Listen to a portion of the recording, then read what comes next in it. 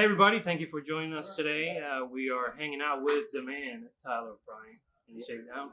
Yeah, man. We are live from Huntsville, Alabama. This is first time that you guys have played this particular venue here, and first time for us to have you here. So we appreciate you taking the time to talk to us. You guys have been hitting the road a lot lately. Yeah. And you're finally back in the States. Talk to me a little bit. The last couple of weeks you've been touring around with Blackstone Cherry. Yeah, we've been out in the States with Blackstone Cherry. And before that, we were out with Clutch, I believe it was. Before that, it was Blackberry Smoke. Before that, it was Guns N' Roses, and Zakk Wylde, and AC/DC. We've just stayed on the road for the last couple of years, and I'm glad to be back in America. We've spent so much time in Europe and the UK, and it's good to be back kind of close to home. Absolutely. Well, we're glad to have you back. As you know, the last few years has been a whirlwind for you guys. Yeah. Since your EP came out a few years back, and you got a couple albums under your belt, and of course we're going to talk about the new one, but take me back when you guys started out with that EP, the success you had before you got on tour with some of the big hitters like and AC/DC. You know, we've had a lot of great times, and we just always kind of keep powering forward, whether we're playing a small club in Huntsville, Alabama. It's the same show, regardless. And I think the Wayside EP was sort of like that song. The Wayside is a reflection of that to me. It's that sort of relentless mentality that we have. But yeah, man, it's been a total whirlwind, because one thing sort of just leads to the next, and you never know how or when it's going to happen, and then all of a sudden you find yourself in some pretty cool spots, and sometimes you find yourself in some horrible spots. But this is not one of those spots. Right. Well, that's good. And actually, we spoke to you guys a couple of years ago. We were talking before. This was kind of when you were starting to hit your groove. Right. The self-titled record put you kind of boom right in the where you wanted to be. So now you have a lot of material to play live. Of course, you're working on the new record that's coming out soon. We'll talk to you about that in a minute. So now you go on the road with AC/DC opening up for all these huge amount of people, huge venues, stadium arenas. I mean, what was that like? Oh man, it was crazy. I look back on it, and it's hard to believe that it actually happened. Just because it was so surreal, like at the end of the tour, I kind of thought to myself, what did I just do? Because I was just so overwhelmed with excitement every day. And yeah, it was sick. It was like the sickest thing ever to walk into an empty stadium and hear their techs sound checking Back in Black. It's like as rock and roll as it gets, Yeah. So we totally lived it up. And then on that tour, we were flip-flopping where we'd play like a stadium or massive field or something, and then the next night play a small club, And I believe the Dingwall situation where I talked to you guys was maybe part of that. Flip-flop. It was either with AC/DC or with Guns, but it was Guns, I think. But yeah. And of course, you've had a chance to mingle with the guys from those legendary bands. I mean, what advice did you get from those guys? Oh man, Angus. I was telling him that I was learning a little bit more each night on how to work a crowd and how to best pace our show, and he said, if you believe you're gonna take them on a journey, they'll go with you. Mm-hmm. And I thought that was a pretty cool lesson in confidence. Mm-hmm. But yeah, everyone was super nice. We met Slash in Cincinnati, and he was like, "Oh, I got your EP in my car. It's cool." Awesome. Axel, when we met Axel, he told us it was good to have an opening band he didn't have to ignore. That sounds like an Axel. I was thing, like, right? that's kind of a compliment, I guess.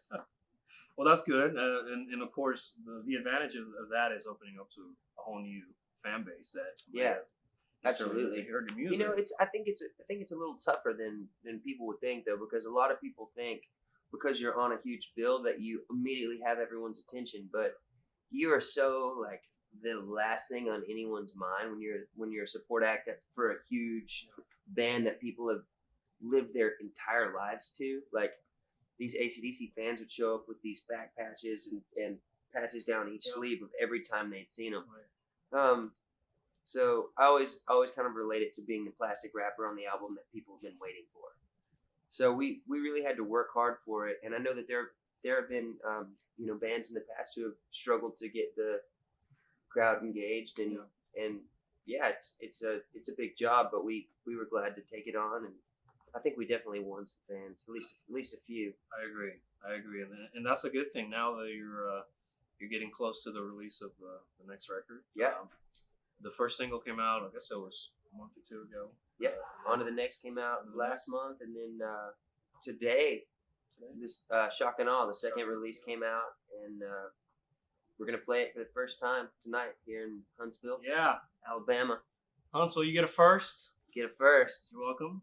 I was going to go over some of the story about the new record, and you can talk to me a little bit about the progression from the last record to the new one, where you guys at, how you progressed, how you evolved in your music and all that stuff. Yeah, well, like the last record, we pretty much recorded at my home studio, aside from a few bits and pieces here and there, but we did it ourselves. And that was before we started working with the folks over at Spine Farm and Snake Farm. Yep. So we just kind of made the record. Actually, the day we started recording it was the day we got offered the Guns N' Roses tour. So that was a kind of like nice little pat on the back to ease us into the process. And then, obviously, the Snake Farm guys came on board, and after the Guns tour, we started just writing songs, and we wrote and wrote and wrote and wrote, and just, it's a lot of people kind of are alarmed when I'm like, yeah, we started with 55 songs, but it's not a chore. It's like something when we're not on the road, we're jamming or I carry a little portable recording rig with me so I can come up with ideas on the road. And so we learned all 55 songs. We narrowed it down to 27 we had 55. We learned 27 that we all agreed were kind of cool.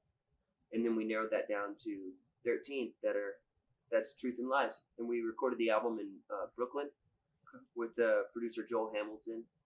We met him while we were out with Clutch, and we were fans of the records he did with Highly Suspect, and he did the Black Rock record with Black Keys, and had worked with Tom Waits. So that Tom Waits is one of my songwriting heroes. So I thought that was pretty dope. That's awesome. Yeah. I look forward to hearing them. We haven't had the promo yet. This just came out, so we expect to get a promo soon. I'm sure you'll get it. Yeah. But yeah, the two singles have been great. The new one came out today. It was awesome. I like the video.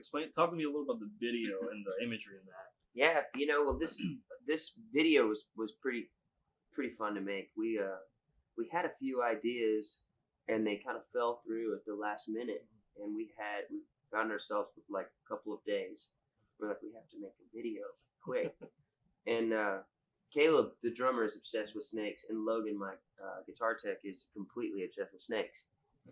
And Logan, before we started doing the AC/DC tour, he was working at this place called Aquatic Critter in Nashville, which was this snake farm, essentially. Shout out Ray Wiley Hubbard.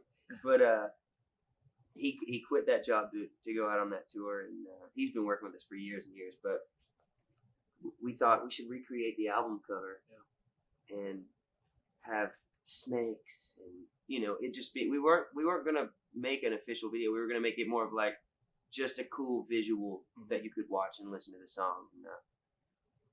And then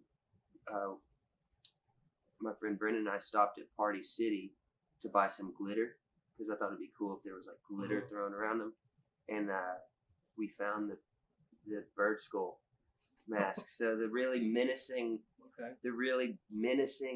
haunting bird skull mask is actually from Party City. Oh wow, that's awesome. It's so great, because everyone's like, "Whoa, this is really creepy." But yeah, it's from like the kiddiest store of all time. That was actually what I was going to ask you about the mask, because I saw the artwork for that. Presser. Where did this come from? Well, I thought it would be kind of a cool way to tie in onto the next artwork, where because obviously the bird skull, like the rambling bones, that's our logo. Right. And we used a different version of that onto the next, and then we found the cover art, and it's like, I think this visual kind of helps bridge the gap from, that song to this song to the album, and Yeah.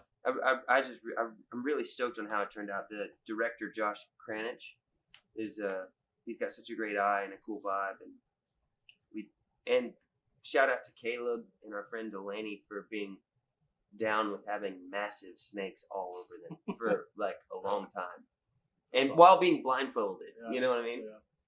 I'm not down with that. That's a great story for that. I was looking at that. I was going to go over some of the. You don't have to break every one of these down because this is the first time I've seen the tracks. But of course, Shock and Awe, Onto the Mix. We talked about those. Ride, Shape I'm In, Eye to Eye, Panic Button. You have any of these your favorites from the record? Yeah, there are some different favorites. I think Shape I'm In is one of my favorite songs. It's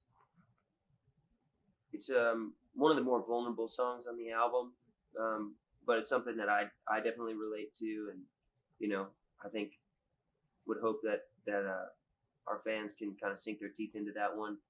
Couldn't See the Fire is one of my favorite songs. That kind of I just love the way that Noah sings in the chorus with the melody, and Graham takes this epic solo. And a fun fact for the listeners, when it comes out, when Graham does his first lyrics, boom, bum, bum, bum, bum, you have to in your head say, "My name is Whitford," because that's what we all do whenever he plays that solo. It's really funny. And I hope somewhere down the line I look at some fans when he plays it and I see them go, "My name is Whitford." It's hilarious.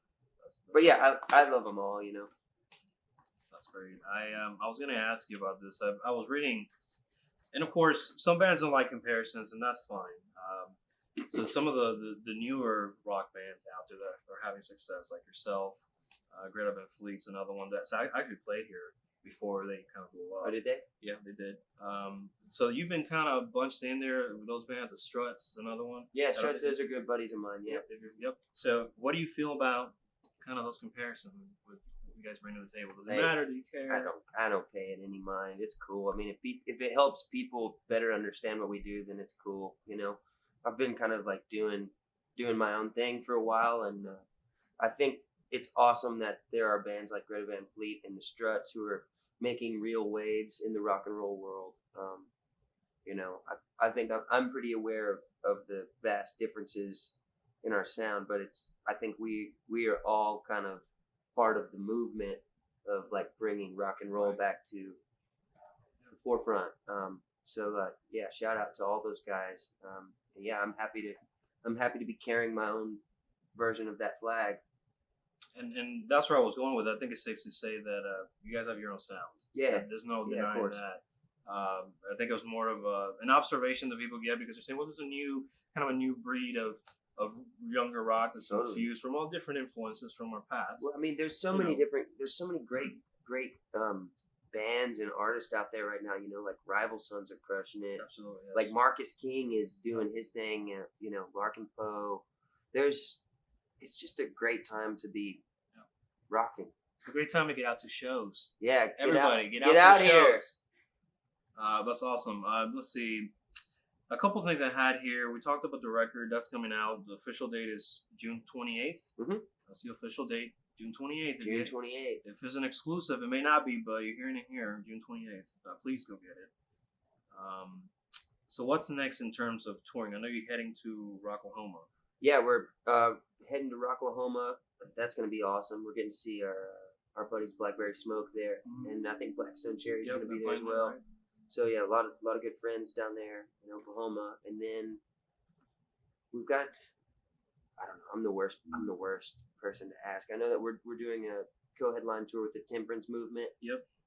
Here in the States, and that'll be cool. And making plans to get back over to Europe as well. And there's another festival. Actually, this is a new festival. It's in Manchester, Tennessee. Oh yeah, that one's going to be awesome. Exit 111. Yeah. It's where they have Bonnaroo.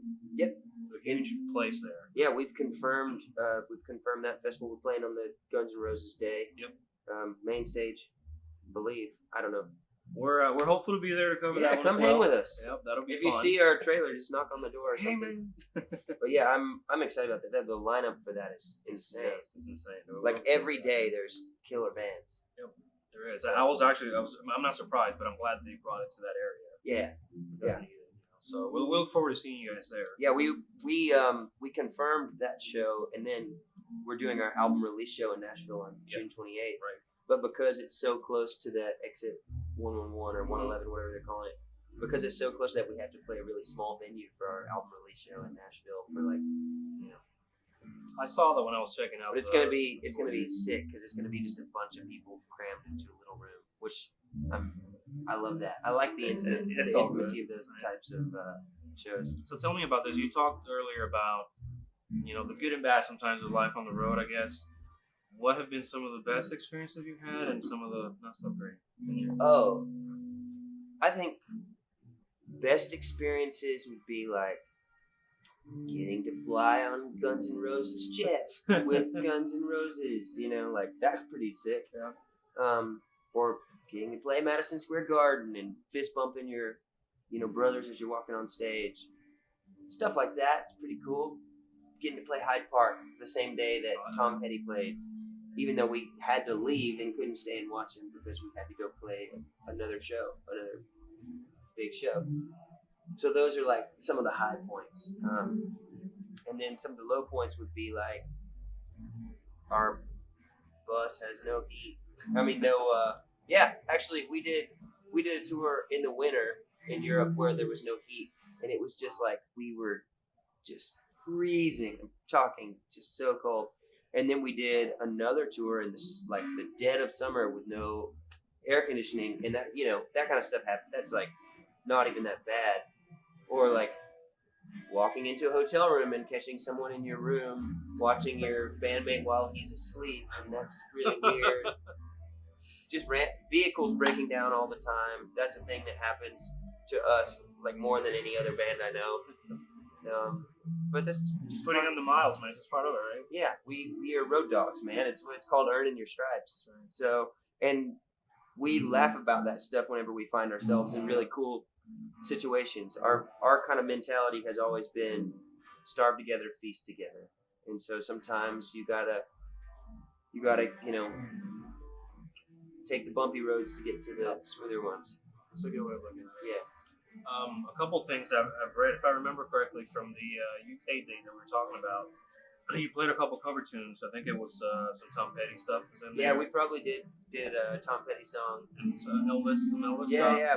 Can we expect some of that tonight? Yeah, man, we'll do probably do the Elvis song tonight. I'm always hesitant to do any Tom Petty songs because I respect him just about more than any other artist or songwriter out there. And I forget so many words that I'm always like, I get mad when I hear people forget Tom Petty words.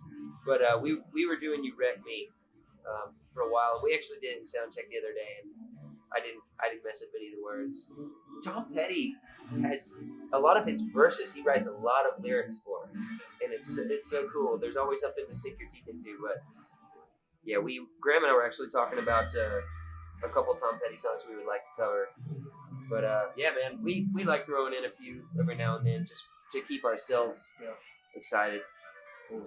Very cool. So we look forward to that tonight. So for fans that haven't checked out Tyler Bryant The Shakedown, what can they expect from a live performance? Oh man, it's full tilt. We leave it all on the stage, no matter the crowd, no matter the room, and it's high energy, man. We love it. So yeah, come out to a show. It's crazy. Caleb's a wild man on the drums. Graham's got like, you know, just so much energy when he plays, and Noah has the angriest bass tone I've ever heard. And so I always tell people it's not the same. Like if I do a demo and there's one piece missing, it's not the same. So I think there's a really like special thing that happens when the four of us get together, you know, because there's this camaraderie that we've built over years and years of just getting out on the road and doing it. So it's chemistry. Yeah, it's chemistry. And we feed off of the audience too. Like I was telling you before we started filming that we have this like loyal group of supporters that kind of just show up, and we really lean on the crowd to find our own mojo, you know. So yeah, come on out and rock with us. Awesome. I guess your backstory is kind of interesting. how you kind of came into the scene when you were younger, Mm-hmm. at the age of 14. Tell us a little bit about how you came into the scene. Just fans are not aware. Oh yeah, I mean, I grew up in Texas, and I just started playing blues. I met this guy Roosevelt Twitty. I got him right here, so he's with me every time I play. But yeah, he basically said, "Do you like the blues?" And I said, "I don't know what it is." And he started kind of giving me CDs and cassettes, and we became best friends and started jamming. And we had a band called the Blues Buddies, and then I heard the Black Crowes, and then I heard Tom Petty, and I was like, "I'm moving to Nashville. I'm starting a rock and roll band." And here we are. Here you are. That was a long story short, but yeah. Good, yeah. And I'm sure some fans are aware of that, but it's just interesting. I like to know the backstories just of how, what influences you. There's a lot of, I read in some of the interviews in the past where how you describe the band's sound as, but we're not really blue, we're rock, hard rock, with blues infused influences, Yeah. which there is. Yeah, there's just a lot of everything. There's just a lot of everything. I don't like the the rules, like the confines of being in one genre. It's like, yeah, I like Muddy Waters now. Whoa. Somebody's sound check is going well out there. Yeah, I like Muddy Waters, but I also like, STP, Yeah, so. absolutely. Well, that's good. It's always good to have that very, influence. Yeah. Which I think it makes your music overall better. So. Yeah, absolutely. But that's awesome. We look forward to seeing you tonight. I think it's going to be a great show. Yeah, man. Absolutely. For fans that are not familiar with your work, I would just say, please go check these guys out. They're amazing live. And you're only getting better from here. It's just all the shows you got under your belt, the Yeah. experience you're getting now, new music. I hope we're coming out. not getting worse, man. No, man, you guys are killing it on the road. So I hope you stick around in the U.S. a little more. Yeah, Right? we're making plans for sure. I So think for you'll the- get some of the fan Once base out. once Truth and Lies is out, we're gonna be going. Awesome. Well, thank you so much, Tyler, for taking a few minutes. Thank you, out of brother. Your day. Appreciate we look it. forward to the show. And guys, please stay tuned. If you haven't seen these guys live, go see them. You won't regret it. Trust Come me. see us. Peace. See ya.